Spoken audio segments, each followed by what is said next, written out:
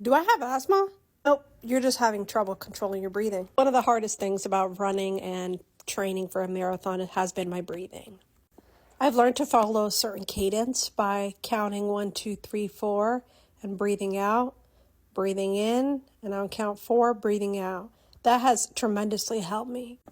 I've been able to run for 20 seconds, 60 seconds, then a minute, then 3 minutes, then 8 minutes. It's crazy.